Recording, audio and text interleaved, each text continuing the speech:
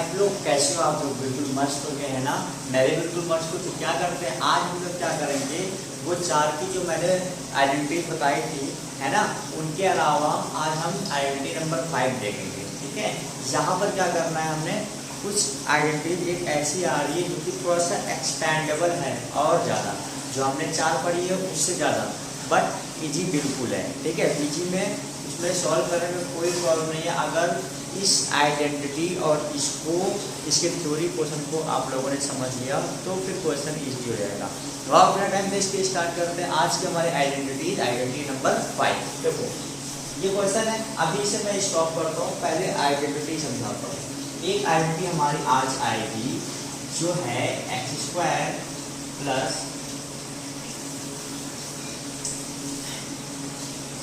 जो है x plus Y plus Z का होल स्क्वायर। ये आइडेंटिटी नंबर 5 है जो हमें सीखनी है। तो इसमें क्या करते हैं, एक एक टर्म का स्क्वायर करते हैं। ठीक है, x² प्लस वाई स्क्वायर और प्लस जेड स्क्वायर, ये हमने कर दिया। फिर लगाएंगे प्लस, इसमें सारे के सारे प्लस भी होंगे, बहुत इजी है। तो देखो एक लिखो यहाँ पर 2 के बाद एक्स वाई हो गया, ठीक है, प्लस फिर लगाओ 2 के बाद अब x को छोड़ दो, वाई जेड लगा दिया, वाई जेड, फिर लगाओ प्लस, फिर लगाओ 2, फिर जेड एक्स वापस आ सकते हो या फिर एच जेड लिख सकते हो, उसमें कोई दिक्कत नहीं है। तो मैं एक्स जेड लिखूंगा। ये रही हमारी आइडेंटिटी नंबर 5।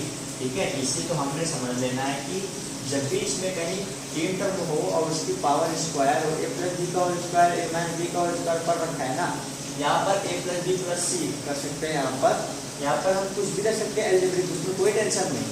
तो यहाँ पर क्या करना है, अब हमें 3 टर्म वाले को समझना है। और देखो इसका ये वाला साइड, आर साइड काफी लंबा लग रहा है ना, एक्सपेंडेबल, इसीलिए मैंने वहां पर भी क्या रखा था, ये जो साइड होता है ना आर साइड, ये काफी एक्सपेंडेबल होता है as compare to L side. ठीक है, ये देखिए कितना छोटा सा, ये बड़ा, लेकिन छोटे बड़े से हमने नहीं डरना है। हमने छोटे बड़े का कॉन्सेप्ट बस ये है कि अगर हमारे पास क्वेश्चन में बड़ा एक्सपेंडेबल फॉर्म दे रखा है तो उसे देख करके हम जान लेंगे कि हमें छोटा वाला प्रूफ करना है। अब कहीं छोटा दिया तो हम देख कर जानेंगे कि हमें बड़ा प्रूफ करना है। इसीलिए मैंने उसमें भी कहा था पीछे वाली वीडियो में कि आइडेंटिटी का हमें दोनों पार्ट याद रखना है। मुझे पता है उतना तो याद हो गया होगा आपको, ये वाला।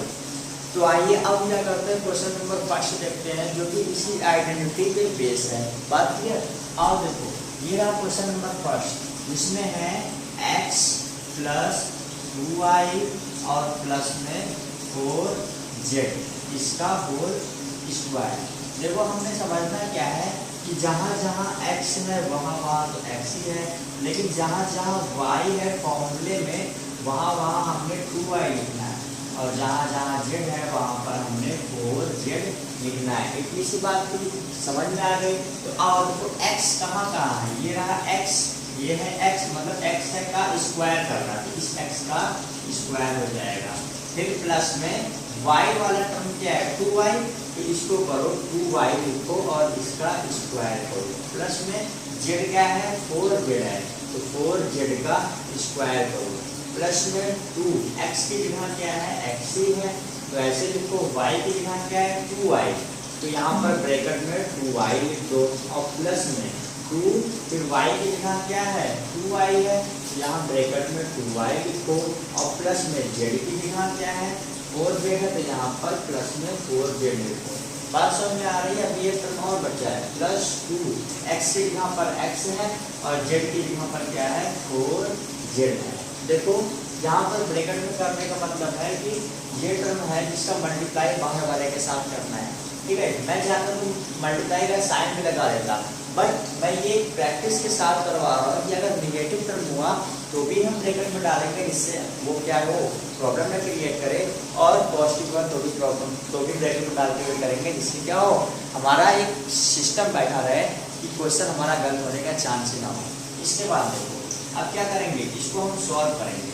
तो एक्स स्क्वायर ही हो जाएगा, 2 2 जा ये हो जाएगा, प्लस में 2 2 जा 4y और स्क्वायर, प्लस में 4 4 जा, अरे 4 का स्क्वायर मतलब 4 इंटू 4 होगा, तो 4 4 जा हो गया ये 16z स्क्वायर, प्लस में यहाँ से क्या हो गया 2x 2y है तो 2 2 जा 4xy है ना, और प्लस में 2 2 जा 4y।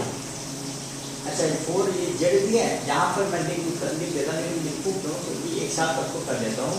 तो 2 जा 4 4 4 जा 16yz, और ये रहा प्लस में 4 2 जा 8xz, हो गया पूरा सॉल्व। ठीक है, अभी क्या करना है, हमने इसे देख करके हमने क्या करना है, देखो हमने ये छोटा सा टर्म था इसका left hand side left hand side से राइट हैंड साइड हमने प्रूव कर दिया है ना। ऐसे ही क्वेश्चन नंबर 3 भी है और ये 6 भी है। बाकी बचे हुए क्वेश्चन आपको क्वेश्चन नंबर 2 और क्वेश्चन नंबर 5 और 6, इसमें ये सारे क्वेश्चन आपको करने हैं। बाकी बचे क्वेश्चन नंबर 2 और क्वेश्चन नंबर 4 और 5, ये दोनों आपको करने हैं तीनों, है ना। और ये रहा क्वेश्चन नंबर 1 ये तो हमने सॉल्व कर दिया। क्वेश्चन नंबर 2 सॉल्व करें, ये देखो ये इसको मैंने क्यों ले रखा है कि मुझे लगा कि ये माइनस के साइन हो सकता है कि आपको पहली बार में कुछ प्रॉब्लम क्रिएट करे, है ना, कुछ सताए आपको, है ना, इसलिए मैंने ले रखा है यहाँ पर। तो आओ देखते हैं कैसे करेंगे इस क्वेश्चन को। सिंपल वैसे ही करेंगे। ये क्या है पूरा 2x क्या है x है, 3y क्या है y है, और ये क्या है z है। तो बस जहाँ जहाँ प्रॉब्लम रिलेटर में है वहाँ वहाँ रखते चलो। तो देखो क्या होगा, पहले क्या करते हैं, माइनस टर्म है ना, इसलिए मैंने बताया था ब्रैकेट के साथ, तो -2x का होल स्क्वायर, x की जगह पे था, प्लस में 4y, तो देखो क्या है, ये क्या है 3y है, तो यहाँ पर y के स्थान पर क्या होगा 3y का होल स्क्वायर, और फिर क्या है प्लस में z के प्लेस पर क्या है 2z, तो 2z का होल स्क्वायर, प्लस में 2x की जगह क्या है -2x है ना, और 2xy, तो y क्या है 3y है, यहाँ पर 3y ब्रैकेट में लिखो। फिर क्या है, फिर लिखो यहीं पर प्लस में, इसी के आगे लिख रहा हूँ प्लस में, अभी क्या है 2y के 2 लिखो, y क्या है यहाँ पर 3y, लिख लो 3y, और z क्या है 2z, लिख लो 2z, हो गया। और फिर प्लस में 2x क्या है -2x हो गया, और z क्या है +2z हो गया। बात समझ में आई, ब्रैकेट का टर्म इसे लगाया, नेगेटिव हो तो भी सही है, ना हो तो भी सही है, आंसर तो हमारा सही आना ही आना है। ठीक है, चलो अब क्या करते हैं, इसका करते हैं स्क्वायर। देखो है जब पावर इवन होता है तो आंसर हमारा किसमें आता है, बिल्कुल सही कहा आपने, आंसर हमारा प्लस में आता है, यानी पॉजिटिव में आता है। तो 2 2 जा ये हो गया 4 और x का x स्क्वायर, ठीक है, प्लस में 3 3 जा 9 ये हो गया y स्क्वायर, और प्लस है ये रहा प्लस 2 2 जा 4 ये हो गया z का स्क्वायर। फिर क्या है ये देखो 2 2 जा 4, लेकिन कैसा 4 माइनस का 4 है ना, 2 2 जा 4 4 3 जा 12, तो प्लस 12 प्लस और -12, तो प्लस माइनस -12xy, और नई बात इसके बाद इसको करो 3 2 जा 6 यानी 2 3 जा 6 और 6 2 जा 12, प्लस में 12yz है ना yz, और क्या हुआ, और देखो यहाँ पर 2 2 जा 4 4 2 जा 8, लेकिन कैसा है माइनस का 8, तो माइनस प्लस -8xz, ये आ गया हमारा आंसर। समझ में आया, बहुत इजी सा है, कुछ नहीं करना है, टफ नहीं है, सिर्फ हमें क्या करना है समझते चलना है। ठीक है, समझ में आई बात, और कुछ नहीं है। इसी के साथ क्वेश्चन नंबर 3 ये वाला 6 वाला भी मैं करवाता हूँ। तो से ये टफ लगता होगा लेकिन जी बिल्कुल नहीं है ना, ये समझ में आ गए, वो भी आ ही जाएंगे। आइए क्वेश्चन नंबर 6 देखते हैं, इसमें क्या है, ये देखिए यही है। ठीक है, तो यहाँ पर ये क्या है 1/4a, ये है x, और ये वाला टर्म क्या है, ये है y, और ये क्या है, ये है z। तो क्या करना है, अब डायरेक्टली फॉर्मूले में पुट करना है। चलो मैं यहाँ से करता हूँ, थोड़ा सा स्पेस लेकर, चलो यहाँ पे करता हूँ डायरेक्टली। x का स्क्वायर यानी 1/4a का स्क्वायर, ठीक है, प्लस y का स्क्वायर। तो फॉर्मूले के अकॉर्डिंग जो भी साइन लगाते चलेंगे, y क्या है -1/2b का होल स्क्वायर, फिर है प्लस z का स्क्वायर, z क्या है 1 का होल स्क्वायर, प्लस में 2, x की जगह क्या है 1/4a, ठीक है, y की जगह क्या है -1/2, ये क्या है b, ये हो गया। और प्लस में 2, y की जगह क्या है -1/2b, है ना, और z की जगह पर क्या है 1, तो z की जगह पर क्या है 1। इसके बाद प्लस में 2, फिर 2, x की जगह पर क्या है 1/4a, और z की जगह पर क्या है 1। इतना काम हो गया। अब क्या करो, इक्वल टू का साइन लगाओ। अब क्या करो, सॉल्व करते चलो। ये देखो a का ऊपर से मल्टीप्लाई a/4 हो जाएगा, a का ये हो जाएगा a का स्क्वायर और 4 का स्क्वायर, 4 4 जा 16। देखो प्लस, पहली बात तो ये इवन है, आंसर तो पॉजिटिव नहीं आ रहा है, तो प्लस का साइन लगा दो। तो ये देखो b का स्क्वायर हो जाएगा और अपॉन में 2 2 जा 4 हो जाएगा, ठीक है, प्लस में 1 का स्क्वायर तो 1 ही होगा, और फिर क्या है प्लस। अब देखो यहाँ पर क्या करना है, पहले इन दोनों को मल्टीप्लाई कर लूँ, चलो ठीक है, 1 का 1 से 4 2 जा 8, ये पूरा मल्टीप्लाई करने पर आएगा 1/8 और a b, लेकिन निगेटिव में आएगा, है ना, बात सुन नहीं। तो देखो यहाँ पर क्या है -1/8 a b आ गया, बाहर लिखा है, यहाँ पर बाहर है 2। अब इस 2 का मल्टीप्लाई करना है इनके साथ, ये हो जाएगा 2 × -1/8 a और b, तो 2 का मल्टीप्लाई 1 के साथ कर देता हूँ, है ना, ये हो जाएगा 2 1 जा 2, लेकिन देखो प्लस माइनस ये हो जाएगा, अब यहाँ पर माइनस 2 1 जा 2/8 a b, समझ में आए बात। देखो इतना सॉल्व कर रहा हूँ, प्लस माइनस माइनस, 1 का 1 से 1, 4 का 2 से 8, a और b का मल्टीप्लाई a b। अब ये -1/8 a b आया है, तो 2 का मल्टीप्लाई करेंगे तो 1 के साथ होगा, तो 2/-2, देखो ये प्लस है, plus minus minus 2/8 a b लिखा है मैंने। चाहता था भी काटता, लेकिन अभी नहीं काटूंगा, थोड़ा सा आप लोग को साइड लगेगा। देखो अब ये क्या है माइनस, देखो प्लस माइनस माइनस, तो 2/, ये देखो b हो जाएगा, ऊपर में ऐसे जाएगा तो ये b हो जाएगा, तो यानी -b/2 होगा। ये देखो -b/2, और यहाँ पर मल्टीप्लाई 2 से करना है, ठीक है, तो क्या करेंगे 2 को हम कैंसिल आउट कर देते हैं, यहीं पे खत्म कर दो, तो बचा क्या -b, ठीक है। इसके बाद प्लस में ये रहा 4 2 जा 4, ये हो गया 1/2, यानी 1 का a से मल्टीप्लाई करेंगे तो a/2 हो जाएगा, बात समझ में आई।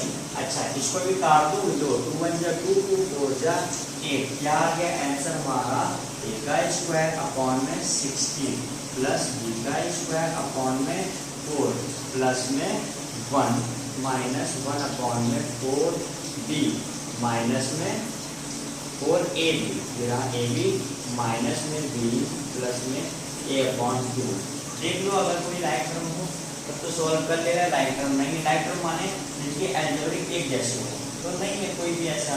b² वाला अकेला है, a² वाला अकेला है, ab वाला अकेला है, b अकेला है, a अकेला, कुछ नहीं होगा, बस यहीं पे हम अपना आंसर छोड़ देंगे, समझ में आई बात। तो ये था क्वेश्चन नंबर 3। अब इनके बच्चे के क्वेश्चन नंबर 4 के बच्चे के क्वेश्चन आपने करने हैं, बात क्लियर। तो आइए क्वेश्चन नंबर 5 देखते हैं, जो कि हमारी इसी आइडेंटिटी बेस पे है। एक एक करके स्टेप बाय स्टेप समझते जाएंगे और क्वेश्चन को बिल्कुल इजी तरीके से करते जाएंगे। तो आइए स्टार्ट करते हैं क्वेश्चन नंबर 5 का। क्वेश्चन नंबर 1 देखिए, इसमें क्या है, ये जो हमारा, ये देखिए क्वेश्चन को देखने से ही लग रहा है ये हमारा कौन सा साइड है, एक्सपेंडेड साइड है। और एक्सपेंडेड साइड कौन सा है? ये हमारा RHS वाला है। इसीलिए मैं कहा करता था कि क्वेश्चन का हमें, आइडेंटिटी का हमें लेफ्ट हैंड साइड और राइट हैंड साइड दोनों को दिमाग में याद करते हुए चलना है। ठीक है, दोनों साइड हमें दिमाग में याद करनी है। तो देखो यहाँ पर ही क्या है, देखने से हम जान गए ये वाला है, और जब ये वाला टर्म है तो हमें ये वाला टर्म प्रूफ करना है। जहाँ कहीं क्वेश्चन में ये दिया हुआ है तो ये प्रूफ करना होता है। तो आओ इससे अब हमें ये प्रूफ करना है। क्या करते हैं, पहले हम इसे फॉर्मूले में सेट करते हैं। अब सेट करने के लिए देखो यहाँ तो सब पॉजिटिव है लेकिन यहाँ नेगेटिव है, तो कोई बात नहीं जनाब, इसे भी हम इसी के तरीके से करेंगे और वही रूल अप्लाई करेंगे। वो वाला है नहीं कि प्लस होने के बावजूद भी ब्रैकेट, माइनस होने के बावजूद भी ब्रैकेट। तो आओ दिखाता हूँ। ये देखो, ये रहा x का स्क्वायर, तो ये 4x स्क्वायर है, तो मैं इसे 2x स्क्वायर लिख सकता हूँ। हाँ लिख सकता हूँ।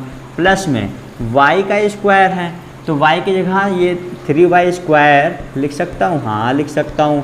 प्लस में ये देखो 16z स्क्वायर है, तो 16 को मैं 4z स्क्वायर लिख सकता हूँ। जी हाँ बिल्कुल लिख सकता हूँ। अब देखो, अब यहाँ पर 12xy है, तो हमें इस 12 को ब्रेक करना है, लेकिन फॉर्मूले में पहले 2 आया है तो 2 तो लिख ही डालो।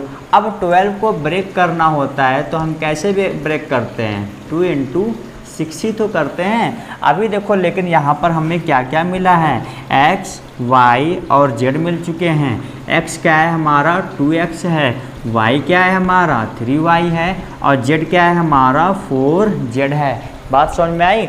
अब यहाँ से हम क्या करेंगे, हमारा जो x है वहाँ पर क्या रखना है, हमें 2x रखना है, और जो y है वहाँ पर क्या करना है, 3y रखना है। चलो बन गया, देखो 2 2 जा 4, 3 जा 12 बन गया ना। इसके बाद देखो ये क्या है, माइनस का साइन है, लेकिन हम इसके अकॉर्डिंग लगाएंगे तो प्लस ही। ठीक है, इसके बाद प्लस के बाद 2 है तो 2 भी लिख डालो। आगे देखो अभी क्या है हमारे पास, ये 24 है, 24 को हमने ब्रेक करना है। तो ब्रेक करना है, पहले हमें देखो y के स्थान पर क्या है, y की जगह पर 3y है, तो लिख डालो यहाँ पर 3y है ना, और z के स्थान पर क्या है 4z है ना, तो यहाँ पर लिख डालो 4z। लेकिन याद रखो, ये देखो y तो हमारा 3z था। अभी देखो हमें क्या देखना है, ये निगेटिव टर्म है, तो निगेटिव टर्म को हम कैसे पता करेंगे कि कौन सा ऐसा x y z में कौन सा ऐसा एक अलजेब्रिक टर्म है जिसको हम निगेटिव लेके चलेंगे। तो यहाँ पर देखो इन दोनों में अलजेब्रिक टर्म में कौन सा कॉमन है, जो दोनों में है, y है x है, z दोनों में है ना। इसका मतलब जो z वाला टर्म है इसके आगे माइनस लग जाएगा, और जहाँ जहाँ मैंने z वाला टर्म लिखा है वहाँ वहाँ माइनस आ जाएगा। ये रहा, यहाँ पर तो x y है, यहाँ पर y z है, तो ये प्लस y z, यहाँ पर माइनस आ जाएगा। बात समझ में आई? जहाँ दोनों में जो कॉमन था उसके आगे यहाँ माइनस लगाया, तो जहाँ जहाँ मैंने z का टर्म लिखा है वहाँ वहाँ माइनस तो लगेगा ही लगेगा। इसके बाद देखो प्लस में 2, अब x की जगह पर क्या है 2x है, और y और z के स्थान पर क्या है माइनस 4z है। बात समझ में आई? अब इसे क्या करेंगे, हम ओपन करेंगे। कुछ नहीं है, बहुत ईजी है। मैंने कहा था ना वही प्लस वाले टर्म से ही करेंगे, प्लस हो या माइनस हो, ब्रैकेट तो लगाना ही लगाना है। देखो लगा दिया हमने ब्रैकेट। बात क्लियर? चलो आओ अब क्या करते हैं, जहाँ से हम x y और z देखते हैं, x क्या है हमारा 2x है, प्लस फिर y क्या है हमारा, y देखो यहाँ से क्या है 3y है ना, और z क्या है हमारा -4z है। तो इनका स्क्वायर ये निकल के आ गया हमारा आंसर। समझ में आया? देखो इसकी हेल्प से हमने ये निकाल लिया और बहुत ही इजी था। यहाँ पर सिर्फ एक कॉन्सेप्ट सीखना था, ये दोनों में कॉमन देख करके। अगर प्लस तो होता तो बहुत इजी था, कुछ नहीं करना है, लेकिन अगर नेगेटिव साइन हो गया तो हम दोनों का कॉमन देखेंगे। और यहाँ जो हमने x y z निकाल रखा है उस तीनों में से किसी एक टर्म के आगे ही माइनस आएगा, इस बात को ध्यान रखना। तो देखो माइनस हमने यहाँ पर z के आगे लगा दिया क्योंकि यहाँ पर दोनों जगह z कॉमन था। समझ में आया? आ गया ना? तो अगला क्वेश्चन भी ऐसा ही है, बिल्कुल सेम है, बस थोड़ा सा रूट वगैरह आ गया है तो हमको लगता है थोड़ा सा डिफिकल्ट हो गया है। जी बिल्कुल नहीं, ये टेंशन लेने वाली बात नहीं है। आओ मैं कराता हूँ ना, भरोसा रखो, मैं करवाऊँगा और हो जाएगा। चलो आओ देखते हैं उसे भी। सुनो एक बात और, यहाँ पर लिखा है फैक्टराइज ना, यहाँ पावर 2 लिखा है, तो हम इससे चाहें तो एक बार और ऐसा ही लिख करके इस पावर को भी हम अलग कर सकते हैं और दिए हुए क्वेश्चंस के हम 2 फैक्टराइज ऐसे लिख सकते हैं, ठीक है। और बुक में हो सकता है कि ऐसा ही आंसर दिया होगा, ठीक है। हो गया ना, समझ में आया, कोई टेंशन नहीं है, इजी क्वेश्चन है। आओ 5th पे आते हैं। तो आइए क्वेश्चन नंबर 5 का सेकंड पार्ट देखते हैं, बहुत ही इजी है। आइए देखिए, यहाँ पर क्या है कि वही चीज़ है, एक बार मैं फॉर्मूला लिख दूँ, x + y + z का whole square is equal to X का स्क्वायर प्लस वाई का स्क्वायर प्लस जेड का स्क्वायर और प्लस में 2xy प्लस में 2yz और प्लस में 2xz। हो गया फॉर्मूला, लिखना तो बता ही दिया, xy yz और xz या zx बात एक ही है, ठीक है। अब यहाँ पर इसे करो, देखो ये रहा ब्रैकेट, तो क्वेश्चन ये उठता है कि ब्रैकेट के अंदर तो हम लिखेंगे क्या, मान लो x तो लिख दिया, x का स्क्वायर करेंगे तो x स्क्वायर तो हमें यहाँ मिल ही जाएगा, लेकिन अब 2 के साथ क्या करेंगे, 2 तो एक परफेक्ट स्क्वायर है ही नहीं, तो हम 2 के साथ क्या करेंगे, तो आप बताता हूँ क्या करेंगे। ये देखो यहाँ पर हमने देख रखा है क्वेश्चन में कि चलो भैया एक √2 वाला टर्म तो आ रहा है, इसका मतलब हम रूट के जैसा 2 को बनाकर रख सकते हैं, है ना। तो ये देखो, अगर मैं ये कहूँ कि √2 और √2 का मल्टीप्लाई क्या होता है, तो सब जानते हो कि 2 होता है, पता है इस बात को ना। अब यहाँ पर हम क्या करेंगे, तो मैं यहाँ पर √2 लिख सकता हूँ, है ना, ठीक है। देखो अब क्या करेंगे, प्लस y का स्क्वायर, ये देखो y का स्क्वायर है तो y को तो हम ऐसा ऐसे लिख सकते हैं क्योंकि y अकेला है, प्लस z का स्क्वायर, तो z का स्क्वायर में देखो ये रहा, मान लो हमने z तो स्क्वायर में कर लिया, लेकिन अब 8 को क्या करेंगे, हाँ √8 कर सकते हैं ना, कर लो, चलो इस टाइम के लिए कर ही देता हूँ, ठीक है। √8 z स्क्वायर कर लिया, लेकिन अब देखो √8 जो है इसे अगर हम करेंगे, ये एक्चुअली में है क्या, रूट के अंदर 4 × 2 है, 4 × 2 = 8, तो 4 तो एक परफेक्ट स्क्वायर है, इसको बाहर निकाल लेंगे, अंदर क्या बचेगा √2, तो मतलब हम इसको लिख सकते हैं, इसको हटा करके मैं यहाँ पर लिख सकता हूँ 2√2 z का होल स्क्वायर। कर सकते हैं ऐसा, बताओ कर सकते हैं, ठीक है कर सकते हैं। बहुत लोग को ये सॉल्व करने में प्रॉब्लम आएगी कि 8 कैसे आ जाएगा। ये देखो 2 का स्क्वायर तो करेंगे 4 आएगा, और √2 का स्क्वायर करेंगे तो 2 आएगा, तो 4 × 2 = 8 फिर से नहीं आ जाएगा, यही चीज़ बात समझ में आई। तो यहाँ पर क्या करना है, हमने इस बात को हम समझ गए। और एक बात हमको क्या देखना है, हमको ये देखना है कि हमारा जो निगेटिव टर्म वाला क्वेश्चन है कौन सा, ये देखो निगेटिव टर्म वाला क्वेश्चन, मतलब हमारे यहाँ पर अब हमें देखना है कि नेगेटिव टर्म वाला वो कौन सा एक्सप्रेशन, मतलब कौन सा टर्म है x y z में से कौन सा टर्म नेगेटिव, मैंने कहा चेक करने के लिए ना। तो देखो ये नेगेटिव वाला है, ये नेगेटिव वाला, दोनों में कॉमन क्या है, x y z, तो x दोनों में कॉमन है, इसका मतलब x इज नेगेटिव, है ना, x इज नेगेटिव हो गया। चलो ये बात हो गई क्लियर। तो x वाला जो टर्म है ये टर्म है, इसके आगे माइनस लगा दो, यहाँ से x y z निकालो, तो x आ गया हमारे पास -√2x आ गया, y क्या आ गया, तो y है, z क्या आ गया 2√2z हो गया। बात समझ में आई। तो अब क्या करो, फॉर्मूले में खटाखट रखते चलो, प्लस 2 हो गया, है ना। अभी क्या है, x की जगह पर क्या है, x की जगह पर -√2x रख दिया हमने, और y की जगह पर क्या है 2xy है ना, हाँ कहाँ गया, ये रहा 2xy है ना, तो y के प्लेस पर क्या होगा हमारा, सिर्फ और सिर्फ y होगा, इतनी सी बात है। +2, अब y के जगह पर तो y होगा, और क्या है z के जगह पर क्या होगा, ये होगा, क्या होगा 2√2, ये रहा z, समझ में आया। इसके बाद प्लस y थोड़ा अच्छे से बना दो, लो बना दिया, फरमाइशें तुरंत पूरी होंगी। 2x की जगह पर क्या है -√2 ऑफ x हो गया, और z की प्लेस पर क्या है, ये रहा 2 और √2 और z। बात समझ में आई, ये देखो हो गया। देखो अब यहाँ से क्या करना है, x y z ये है ना, यहाँ से निकालो, देखो x हो गया -√2x, है ना, और क्या है प्लस में y प्लस में 2√2z का होल स्क्वायर, मतलब अब इसी को हम 2 बार लिख देंगे, है ना।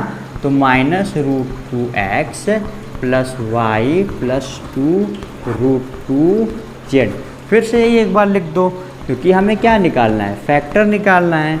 x प्लस वाई प्लस में 2√2z हो गया ना, ये रहा आंसर, ख़त्म हो गया। कितना इजी था। तो डरना नहीं है √2 और नेगेटिव वगैरह से, हमें बस कॉन्सेप्ट क्लियर रखना है। आंसर तो खचाखच हलवा के तरीके से हमारे सामने आएगा, खा जाना गवा का पुष्को, ठीक है। देखो ये जो टर्म है, इतना बड़ा सा जेड वाला टर्म, इसको तो हमें बनाने में प्रॉब्लम होती, लेकिन हमने क्या करा, एक एक करके कर लिया और सारा क्वेश्चन हमारे सामने निकल के बिल्कुल इजी सा आ गया। ये जो चीज़ें बहुत इंपॉर्टेंट है, ऐसे करते हुए क्वेश्चन करना। एक भी क्वेश्चन मैं कहता हूँ, गारंटी देता हूँ, गलत नहीं होगा अगर ऐसे स्टेप बाय स्टेप कॉन्सेप्ट से करते रहोगे। समझ में आया। तो आज के लिए मैंने क्वेश्चन नंबर 4 में कुछ क्वेश्चन छोड़े हैं, वो आपके होमवर्क है। अब क्या करते हैं, हम आने वाली वीडियो में इसके आगे पढ़ेंगे। चलता हूँ इसी के साथ, ta-ta bye bye, take care. बिना टेंशन लिए बिंदास होकर के सवाल सारे क्वेश्चन सॉल्व करो। Bye, take care.